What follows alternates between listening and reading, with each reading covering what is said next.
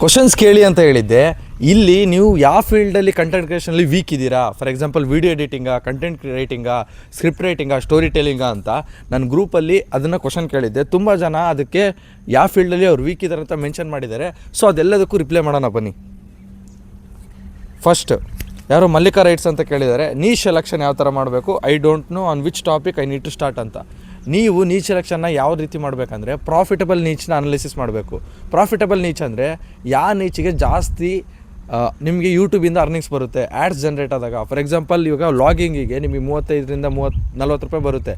ಅದೇ ನಿಮಗೆ ಎಜುಕೇಷ್ನಲ್ ಕಂಟೆಂಟ್ಗೆ 50 ರೂಪಾಯಿವರೆಗೂ ಹೋಗುತ್ತೆ ಫಾರ್ 1K ವ್ಯೂಸು. ನೀವು ಇದಕ್ಕಿಂತ ಹೆಚ್ಚಾಗಿ ನಿಮಗೆ ಯಾವುದರಲ್ಲಿ ನಾಲೆಜ್ ಇದೆಯೋ, ನನಗೆ ಯಾವುದರಲ್ಲಿ ನಾಲೆಜ್ ಇದೆ, ನಾನು ಯಾವುದರಲ್ಲಿ ಫ್ಲೂಯೆಂಟಾಗಿ ಮಾತಾಡ್ತೀನಿ, ನಾನು ಯಾವ ಫೀಲ್ಡಿಗೆ ಹೋದರೆ ನಾನು ಅದನ್ನ ಕಂಟಿನ್ಯೂ ಮಾಡ್ತೀನಿ, ಕನ್ಸಿಸ್ಟೆಂಟಾಗಿ ಮೇಂಟೈನ್ ಮಾಡ್ತೀನಿ ಅಂತ ನೀವು ಅನಾಲಿಸಿಸ್ ಮಾಡಬೇಕು. ಅದಾದಮೇಲೆ ಇದರಲ್ಲಿ ನಾನು ಯಾವ ಥರ ಮನಿ ಅರ್ನಿಂಗ್ ಮಾಡಬೇಕು, ಪ್ರಾಫಿಟಬಲ್ ನೀಚಾಗಿ ಯಾವ ಥರ ಕನ್ವರ್ಟ್ ಮಾಡಬೇಕು ಅಂತ ನೋಡಬೇಕು. ಫಾರ್ ಎಕ್ಸಾಂಪಲ್ ಇವಾಗ ಪ್ರಾಫಿಟಬಲ್ ನೀಚ್ ಅಂದರೆ ಎಜುಕೇಷ್ನಲ್ ಕಂಟೆಂಟು, ವ್ಯಾಲ್ಯೂಯಬಲ್ ಕಂಟೆಂಟನ್ನು ಮಾಡೋದು, ಅದಾದಮೇಲೆ ಲಾಕ್ಸ್ ಮಾಡೋದು, ಅದಾದಮೇಲೆ ನೀವು ನಿಮ್ಮದೇ ಆದಂಥ ಸ್ವಂತ ಬಿಸ್ನೆಸ್ನ ಅಫಿಲಿಯೇಟ್ ಮಾಡೋದು. Next question, how to start ಅಂತ ಕೇಳಿದ್ದೀರಾ. ನೀವು ಯಾವ ರೀತಿ ಸ್ಟಾರ್ಟ್ ಮಾಡಬೇಕಂತಲೇ ನಾನು ಈ ಕಂಟೆಂಟ್ ಕ್ರಿಯೇಷನ್ನ ಸೀರೀಸ್ನ ಸ್ಟಾರ್ಟ್ ಮಾಡಿದ್ದೀನಿ. Day 1 to Day 30. ಇವತ್ತು Day 3. Day 1 ನೀವೇನು ಮಾಡಬೇಕಾಗಿತ್ತು ಅಂದರೆ ಯಾವುದಾದ್ರೂ ಒಂದು ಸ್ಕ್ರಿಪ್ಟ್ ಬರೆದು ಅದನ್ನು ನನಗೆ ಕಳಿಸ್ಬೇಕಾಗಿತ್ತು. ಸುಮಾರು ಜನ ಕಳಿಸಿದ್ದೀರಾ, ಬಟ್ ಕೆಲವ್ರು ಕಳಿಸಿಲ್ಲ. ಓಕೆ, ನೆಕ್ಸ್ಟ್ ದಿನ ನೀಶ್ ಸೆಲೆಕ್ಷನ್ ಮಾಡಬೇಕಾಗಿತ್ತು. ಅದನ್ನು ಸುಮಾರು ಜನ ಕೆಲವ್ರು ಮಾಡಿದ್ದೀರಾ, ಕೆಲವ್ರು ಮಾಡಿಲ್ಲ. ಇವತ್ತು Day 3 ಇನ್ನೂ ನೀವು ಮಾಡಿಲ್ಲ ಅಂದರೆ ಇವತ್ತೇ ನೀವು ನಿಮ್ಮ ನೀಶ್ನ ಸೆಲೆಕ್ಟ್ ಮಾಡಿ ಒಂದು ವೀಡಿಯೋನ ಮಾಡಿ ಒಂದು ಸ್ಕ್ರಿಪ್ಟ್ನ ಬರೆದು ನೀಟಾಗಿ ಅದನ್ನ ಎಕ್ಸಿಕ್ಯೂಟ್ ಮಾಡಬೇಕು. ತುಂಬ ಜನ ಎಡಿಟಿಂಗ್ ಆ್ಯಂಡ್ ಸ್ಟೋರಿ ಟೆಲ್ಲಿಂಗ್ ಅಂತ ಕೇಳಿದ್ದೀರಾ. ನೀವು ನನ್ನ ವೀಡಿಯೋಸ್ನ ಅಬ್ಸರ್ವ್ ಮಾಡ್ಬೋದು, ಯಾವುದೇ ರೀತಿ ಜಾಸ್ತಿ ಎಡಿಟಿಂಗ್ ಮಾಡಲ್ಲ. ಜಸ್ಟ್ ಇನ್ಶಾರ್ಟ್ ಆ್ಯಪಲ್ಲಿ ನಾನು ಕಟ್ ಆ್ಯಂಡ್ ಕಾಪಿ ಅಷ್ಟೇ ನಾನು ಮಾಡೋದು. ಯಾವುದನ್ನ ನಾನು ನೋಡ್ತೀನಲ್ಲ, ಇವಾಗ ಫಾರ್ ಎಕ್ಸಾಂಪಲ್ ನಾನು ಏನಾದ್ರು ಇಲ್ಲಿ ಮಿಸ್ಟೇಕ್ ಮಾಡಿದ್ರೆ ಅದನ್ನ ಟ್ರಿಮ್ ಮಾಡಿ ಕಟ್ ಮಾಡ್ತೀನಿ. ಇಷ್ಟು ಸಿಂಪಲ್ ಎಡಿಟಿಂಗ್ ಗೊತ್ತಿದ್ರೆ ಸಾಕು. ನೀವು ಕಂಟೆಂಟ್ ಕ್ರಿಯೇಟರು, ವೀಡಿಯೋ ಎಡಿಟರ್ ಅಲ್ಲ. ಎಷ್ಟು ನಾರ್ಮಲ್ ಬೇಸಿಕ್ ಎಡಿಟಿಂಗ್ ಮಾಡ್ತೀರೋ ಅಷ್ಟು ಒಳ್ಳೇದು ನಿಮಗೆ. ಸುಮಾರು ಜನ ಕೇಳಿರೋದೇನೆಂದರೆ ಕಾನ್ಫಿಡೆನ್ಸ್. ಬ್ರೋ, ಕಾನ್ಫಿಡೆನ್ಸ್ನ ಯಾವ ರೀತಿ ಬಿಲ್ಡ್ ಮಾಡಬೇಕು ಅಂತ. ಕಾನ್ಫಿಡೆನ್ಸ್ನ ನೀವು ಎಲ್ಲ ಏನು ಫೇಕ್ ಮಾಡೋಕ್ಕಲ್ಲ, ಬಟ್ ಕಾನ್ಫಿಡೆನ್ಸ್ನ ಫೇಕ್ ಮಾಡ್ಬೋದು. ಅದೊಂದು ಅಡ್ವಾಂಟೇಜು. ಜೊತೆಯಲ್ಲಿ ಕಾನ್ಫಿಡೆನ್ಸ್ ಬಿಲ್ಡ್ ಮಾಡೋದು ಸುಮ್ಮನೆ ಅಲ್ಲ, ಕಾನ್ಫಿಡೆನ್ಸ್ ಆಗಿರೋದು. ಇವಾಗ ನೀವು ಫಾರ್ ಎಕ್ಸಾಂಪಲ್ ಕನ್ನಡ ಮುಂದೆ ಹೋಗಿ ನಾನು ಕಾನ್ಫಿಡೆಂಟ್ ಆಗಿರ್ಬೇಕು ಅನ್ಕೊಂಡ್ರೆ ಕಾನ್ಫಿಡೆಂಟ್ ಆಗಲ್ಲ. ಇನ್ನೂ ಕೆಲವರು ಹೇಳ್ತಾರೆ ಜಿಮ್ಗೆ ಹೋಗಿ ಡಿಸಿಪ್ಲಿನ್ ತೊಗೊಳ್ಳಿ ಕಾನ್ಫಿಡೆನ್ಸ್ ಬರುತ್ತೆ ಅಂತ. ಕಾನ್ಫಿಡೆನ್ಸ್ ಅನ್ನೋದು ಬರೀ ಮೈಂಡ್ ಸೆಟ್ಟು. ನೀವು ಮೈಂಡಿಗೆ ಹೆಂಗೆ ಆಲೋಚನೆ ಮಾಡ್ತೀರಾ ಅನ್ನೋದು ಅಷ್ಟೇ ಡಿಪೆಂಡ್ ಆಗೋದು. ಸೊ ಆ ಥರ ನೀವು ಕಾನ್ಫಿಡೆನ್ಸ್ನ ಬಿಲ್ಡ್ ಮಾಡಬೇಕಂದ್ರೆ ಫಸ್ಟು ನಿಮ್ಮನ್ನು ನೀವು ಸೆಲ್ಫ್ ಇಂಪ್ರೂವ್ಮೆಂಟ್ ಮಾಡ್ಕೊಬೇಕು.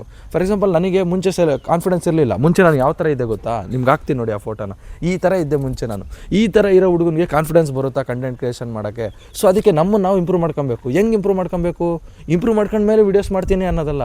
ಡೇ ಬೈ ಡೇ ನೀವು ಇಂಪ್ರೂವ್ ಮಾಡ್ಕೊತ ಹೋಗಬೇಕು. ಇಂಪ್ರೂವ್ ಮಾಡ್ಕೊಂಡ್ಮೇಲೆ ನಾನು ಕಂಟೆಂಟ್ ಕ್ರಿಯೇಷನ್ ಮಾಡ್ತೀನಿ, ವೀಡಿಯೋಸ್ ಮಾಡ್ತೀನಿ ಅಂದರೆ ನೀವು ತುಂಬಾ ಹಿಂದಕ್ಕೆ ಹೋಗ್ತೀರಾ. ಸೊ ಅದ್ರ ಬದಲು ನೀವು ಇಂಪ್ರೂವ್ ಆಗೋದನ್ನೇ ನೀವು ವೀಡಿಯೋಸ್ ಮಾಡ್ಕೊತ ಹೋಗಬೇಕು. ಇದು ನಿಮ್ಮ ಒಂದು ಕಾನ್ಫಿಡೆನ್ಸು. ಇನ್ನೂ ಕೆಲವ್ರು ಯಾರು ಕೇಳಿದ್ದೀರಾ, ವೆಂಕಟಾರ್ ಅಂತೆ. Bro, I am weak in executing it. I have very good content by every time. I try to execute, I lost interest and leave it further. ಯಾಕಂದರೆ ನೀವು ಬೇಗ ಗಿವ್ ಅಪ್ ಮಾಡ್ತೀರಾ. ಯಾರು ಸ್ವಲ್ಪ ಪೇನ್ನ ತಗೊಂಡು ಮುಂದೆ ಬರ್ತಾರೋ ಅವ್ರಿಗಷ್ಟೇ ಫ್ರೂಟ್ ಸಿಗೋದು. ಈಗ ಫಾರ್ ಎಕ್ಸಾಂಪಲ್ ನಾನು ಫಸ್ಟ್ ವೀಡಿಯೋ ಹಾಕಿದ್ದೆ ಯೂಟ್ಯೂಬಲ್ಲಿ, 0 ಫಾಲೋವರ್ಸ್ ಇರ್ಬೇಕಾದ್ರೆ ಏನಂತ ಹಾಕಿದ್ದೆ, ನಾನು ಈ ಥರ ಕಂಟೆಂಟ್ ಕ್ರಿಯೇಷನ್ ಮಾಡ್ತೀನಿ, ಸಪೋರ್ಟ್ ಮಾಡಿ, ನಾನು ಇದು ಮಾಡ್ತೀನಿ, ನಿಮಗೆ ಹೆಲ್ಪ್ ಮಾಡ್ತೀನಿ ಅಂತ. ಅದರಿಂದ ಸ್ಟಾರ್ಟ್ ಮಾಡಿ ಇವತ್ತು 77,000 ಜನ ಫಾಲೋವರ್ಸ್ ಆಗಿದ್ದಾರೆ ನನಗೆ. ಸೊ ಏನಕ್ಕೆ ಅಂದರೆ ಒಂದು ವೀಡಿಯೋ ಹಾಕಿದೆ 70,000 ಬಂದುಬಿಟ್ರೆ ಅಂತ ಅನ್ಕೊಂತೀರಾ? 150 ವೀಡಿಯೋ ಹಾಕಿದ್ದೀನಿ ನಾನು. ಇವಾಗ ನನ್ನ ಪೇಜಲ್ಲಿ 500 ವೀಡಿಯೋ ಆಗಿರ್ಬೋದು ಆಲ್ಮೋಸ್ಟು. ಹಂಗೆ 170 ವೀಡಿಯೋ ಹಾಕಿದ ಮೇಲೆ ನನಗೆ ಫಾಲೋವರ್ಸು, ವ್ಯೂಸ್ ಎಲ್ಲ ಬರೋಕ್ಕೆ ಸ್ಟಾರ್ಟ್ ಮಾಡಿದ್ದು. ಸೊ ನೀವು 1-2 ವೀಡಿಯೋ, 30 ವೀಡಿಯೋ, 40 ವೀಡಿಯೋ ಅಲ್ಲ, ಮಾಡಬೇಕು. 3 ತಿಂಗಳಿಂದ 6 ತಿಂಗಳು ಮಾಡಬೇಕು. ಫಾರ್ ಎಕ್ಸಾಂಪಲ್ ನೀವು ಇಂಜಿನಿಯರಿಂಗ್ ಮಾಡ್ತೀರಾ, ಎಷ್ಟು ವರ್ಷ ಮಾಡ್ತೀರಾ? 4 ವರ್ಷ ಇಂಜಿನಿಯರಿಂಗ್ ಮಾಡ್ತೀರಾ. ಎಷ್ಟು ಸಂಬಳ ಸ್ಯಾಲರಿ? 40,000ರಿಂದ 50,000 ಸ್ಯಾಲರಿ ಬರುತ್ತೆ ನಿಮಗೆ ಸ್ಟಾರ್ಟಿಂಗು. ಸೊ ಅದೇ ನೀವು ಕಂಟೆಂಟ್ ಕ್ರಿಯೇಷನಲ್ಲಿ ಒಂದು 3 ತಿಂಗಳು ಮಾಡೋಕ್ಕಾಗಲ್ವಾ? 50-60,000 ಬರುತ್ತೆ ಒಂದೊಂದು 30 ಸೆಕೆಂಡ್ ವೀಡಿಯೋಗೆ.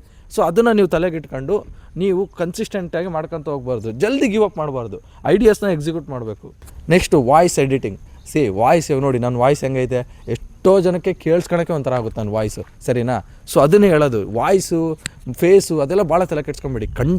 ನೀವು ಕಂಟೆಂಟ್ ಕ್ರಿಯೇಟರ್ ಅಂದರೆ ಇನ್ನು ಒಂದು ಒಳ್ಳೆ ಕಾಂಟೆಂಟ್ನ ನೀವು ಮಾಡ್ತೀರಾ, ಅದಕ್ಕೆ ನಿಮಗೆ ಕಾಂಟೆಂಟ್ ಕ್ರಿಯೇಟರ್ ಅಂತಾರೆ. ಅದು ಏನಾಗಬೇಕು, ಜನಗಳ ಹತ್ರ ಇರೋ ಪ್ರಾಬ್ಲಮ್ಸ್ಗೆ ಸೊಲ್ಯೂಷನ್ ಥರ ಇರಬೇಕು. ಆ ಥರ ಮಾಡಬೇಕು. ಈಗ ನೋಡಿ, bro, I am so confused what type of content I have to select on which needs to pick and how to earn from it. Content ನಿಮ್ಗೆ ಯಾವುದಂತ ಕನ್ಫ್ಯೂಸ್ ಆಗಿದ್ದರೆ ಸುತ್ತಮುತ್ತ ನೋಡ್ತಿರ್ತೀರ, ಯಾವ ಕಂಟೆಂಟಿಗೆ ಭಾಳ ವ್ಯಾಲ್ಯೂ ಐತೆ, ಯಾವ ಕಂಟೆಂಟನ್ನು ಜನಗಳು ಮಾಡಿ ಕಾರ್ಗಳು, ಬೈಕ್ಗಳು ತಾಂತಿದ್ದಾರೆ ಅಂತ ನಿಮಗೆ ಗೊತ್ತಿರುತ್ತೆ. ಸೊ ಆ ಥರ ಕಂಟೆಂಟನ್ನು ಮಾಡಿ ಒಂದ್ಸಲ ನಿಮಗೆ ಸಬ್ಸ್ಕ್ರೈಬರ್ಸು, ಫಾಲೋವರ್ಸು ಬಂದಾಗ ತುಂಬ ವೇಸ್ ಇದೆ ಅರ್ನಿಂಗ್ಸ್ ಮಾಡೋದು. ಅದು ಯಾವ ವೇಸ್ ಅಂತ ನಾನು ಆಲ್ರೆಡಿ ನನ್ನ ವೀಡಿಯೋದಲ್ಲಿ ಹೇಳಿದ್ದೀನಿ, ಫಸ್ಟ್ನೇ ವೀಡಿಯೋದಲ್ಲೇ ಹೋಗಿ ಚೆಕ್ ಮಾಡಿ. ಇಲ್ಲಿ ನೋಡಿ ಯಾರು ಕೇಳಿದರೆ bro I don't know how to use background music and from where are which app guide me. ನಾನು ಬ್ಯಾಕ್ಗ್ರೌಂಡ್ ಮ್ಯೂಸಿಕ್ನ ಆ್ಯಡ್ ಮಾಡೋದು ಇನ್ಶಾರ್ಟಲ್ಲಿ ಮಾಡ್ತೀನಿ, ಇಲ್ಲಾಂದರೆ ಇನ್ಸ್ಟಾಗ್ರಾಮ್ ಆ್ಯಪಲ್ಲೇ ನೀವು ಬ್ಯಾಕ್ಗ್ರೌಂಡ್ ಮ್ಯೂಸಿಕ್ನ ಆ್ಯಡ್ ಮಾಡ್ಬೋದು. ಕೆಳಗಡೆ ಮ್ಯೂಸಿಕ್ ಅಂತ ಇರುತ್ತೆ, ಅಲ್ಲಿ ಮ್ಯೂಸಿಕ್ನ ಆನ್ ಮಾಡಿ ನಿಮ್ಮ ವಾಯ್ಸ್ ಮತ್ತು ಅದನ್ನು ಎರಡನ್ನೂ ಅನ್ಮ್ಯೂಟ್ ಮಾಡಿ ನಿಮ್ಮ ಒಂದು ಮ್ಯೂಸಿಕ್ಕಿಂದು ಸೌಂಡ್ ಕಮ್ಮಿ ಮಾಡಿ, ಅದೇ ನಿಮ್ಮ ಬ್ಯಾಕ್ಗ್ರೌಂಡ್ ಮ್ಯೂಸಿಕ್ ಆಗುತ್ತೆ. ಅದು ಯಾವ ರೀತಿ ಅಂತ ನಾನು ಇನ್ಸ್ಟಾಗ್ರಾಮ್ ಪೇಜಲ್ಲಿ ಡೀಟೇಲಾಗಿ ಹಾಕಿದ್ದೀನಿ, ಹೋಗಿ ಚೆಕ್ ಮಾಡಿ. ಸರ್ಚಿಂಗ್ ಫಾರ್ ಕಂಟೆಂಟ್ಸ್ ಬ್ರೋ ಅಂತೆ. ಫಾರ್ ಎಕ್ಸಾಂಪಲ್ ನೀವು ಏನಾದ್ರು ಕಂಟೆಂಟ್ ಸರ್ಚ್ ಮಾಡಬೇಕಂದ್ರೆ ಹೋಗಿ ನಿಮ್ಮ ನೀಚ್ ಯಾವುದು, ಈಗ ನನ್ನ ನೀಚು ಲಾಗ್, ಹೋಗಿ ಲಾಗರ್ಸ್ಗೆ ಹೋಗಿ, ಟಾಪ್ 5 ಲಾಗರ್ಸ್ಗೆ ಹೋಗಿ, ಅವ್ರ ಪೇಜಲ್ಲಿ ಟಾಪ್ ಮಿಲಿಯನ್ಸಲ್ಲಿ ಯಾವುದು ಓಡಿದಾವೋ ಆ ವೀಡಿಯೋಸನ್ನು ನೋಡಿ ಅದೇನು ಕೊಡ್ತು ಅಂತ ಅನಾಲಿಸಿಸ್ ಮಾಡಿ ನೀವು ಅದೇ ರೀತಿ ನಿಮ್ಮ ಕ್ರಿಯೇಟಿವಿಟಿ ಮೇಲೆ ಆ ರೀಲ್ನ ಕ್ರಿಯೇಟ್ ಮಾಡೋಕ್ಕೆ ಹೋಗಿ, ಆ ವೀಡಿಯೋನ ಮಾಡೋಕ್ಕೆ ಹೋಗಿ, ನಿಮ್ಮ ಕ್ರಿಯೇಟಿವಿಟಿ ಯೂಸ್ ಮಾಡ್ಕೊಂಡು ಈ ಥರ ನಿಮಗೆ ಅನ್ಲಿಮಿಟೆಡ್ ಕಂಟೆಂಟ್ ಸಿಗುತ್ತೆ. ಇದು ಒಂದು ಅನ್ಲಿಮಿಟೆಡ್ ಕಂಟೆಂಟ್ಗೆ ಒಂದು ಹ್ಯಾಕ್ ಥರ ಹೇಳ್ಬೋದು. ಇನ್ನೂ ತುಂಬ ಜನ ಕೇಳಿರೋದು ಸ್ಟೋರಿ ಟೆಲ್ಲಿಂಗ್ನ ಫಸ್ಟ್ ಡೇನೇ ನೀವು ಇಂಪ್ರೂವ್ಮೆಂಟ್ ಮಾಡೋಕ್ಕಾಗಲ್ಲ. ಒಂದು 100 ವೀಡಿಯೋಸ್ ಮಾಡ್ಕೊತ ವೀಡಿಯೋಸ್ ಮಾಡ್ಕೊತ ಹೋದಾಗ ಡೇ ಬೈ ಡೇ ನಿಮಗೆ ಫಸ್ಟ್ ಡೇದು 100 ಡೇದು ವೀಡಿಯೋ ಕಂಪೇರ್ ಮಾಡಿದ್ರೆ ನಿಮಗೆ ಗೊತ್ತಾಗುತ್ತೆ ನೀವು ಎಷ್ಟು ಇಂಪ್ರೂವ್ ಆಗಿದ್ದೀರಾ ಈ ಒಂದು ಸ್ಟೋರಿ ಟೆಲ್ಲಿಂಗಲ್ಲಿ ಅಂತ. ಅದು ನೀವು ಪ್ರಾಕ್ಟೀಸ್ ಮಾಡ್ಕೊತ ಬರುತ್ತೆ. ನಿಮ್ಮದು ಏನು ಪ್ರಾಬ್ಲಮ್ ಅಂದರೆ ಫಸ್ಟ್ನೇ ದಿನವೇ ನಾನು ಈಗ ಫುಲ್ ಪರ್ಫೆಕ್ಟ್ ಆಗಬೇಕಂತ ಯೋಚನೆ ಮಾಡ್ತೀರಾ, ಹಂಗಲ್ಲ. ಫಸ್ಟ್ನೇ ದಿನ ಒಂಥರ, ಇವಾಗ ನಾನು ಇಷ್ಟು ಕಾನ್ಫಿಡೆನ್ಸಾಗಿ ಮಾತಾಡ್ತಿದ್ದೀನಿ ಅಂದರೆ ನಿಮ್ಗೇನು ಅನಿಸುತ್ತೆ, ಫಸ್ಟ್ನೇ ದಿನವೇ ಇಷ್ಟು ಕಾನ್ಫಿಡೆನ್ಸ್ ಬಂತು ಅನಿಸುತ್ತಾ? ಎಷ್ಟೋ ದಿನಗಳು ನಾನು ಪ್ರಾಕ್ಟೀಸ್ ಮಾಡಿ ಬಂದಿರೋದು. ಈ ಥರ ಇಷ್ಟು ಕ್ವಶನ್ಸ್ನ ಕೇಳಿದ್ದೀರಾ, ಇನ್ನೂ ತುಂಬ ಕ್ವಶನ್ಸ್ನ ನಾನು ಪರ್ಸನಲ್ ಕೇಳಿದ್ದೀರಾ. ಅದನ್ನೆಲ್ಲ ನಾನು ರೀಲ್ ಮುಖಾಂತರ ನಿಮಗೆ ರಿಪ್ಲೈ ಮಾಡ್ಕೊತ ಹೋಗ್ತೀನಿ. ಪ್ರತಿಯೊಬ್ಬರಿಗೂ ರಿಪ್ಲೈ ಮಾಡ್ತೀನಿ. ನಿಮ್ಗೆ ಏನಾದ್ರು ಪ್ರಾಬ್ಲಮ್ಸ್ ಇದ್ದರೆ ಕಮೆಂಟಲ್ಲಿ ತಿಳಿಸಿ, ಅದ್ರ ಮೇಲೆ ಒಂದು ಡೀಟೇಲ್ ವೀಡಿಯೋ ಮಾಡಿ ನಿಮಗೆ ಗೈಡ್ ಮಾಡ್ತೀನಿ. Thanks for watching. ಈ ವಿಡಿಯೋ ನಿಮ್ಗೆ ಏನಾದ್ರು ಸ್ವಲ್ಪ ಆದರೂ ಯೂಸ್ಫುಲ್ ಅನಿಸಿದರೆ ಲೈಕ್ ಮಾಡಿ, ಶೇರ್ ಮಾಡಿ, ಮತ್ತು ನಿಮ್ಗೆ ಯಾವ ಪ್ರಾಬ್ಲಮ್ ಇದೆಯೋ ಅದನ್ನ ಕಮೆಂಟ್ ಮಾಡಿ, ಅದಕ್ಕೆ ಸೊಲ್ಯೂಷನ್ ಕೊಡ್ತೀನಿ. Thanks for watching.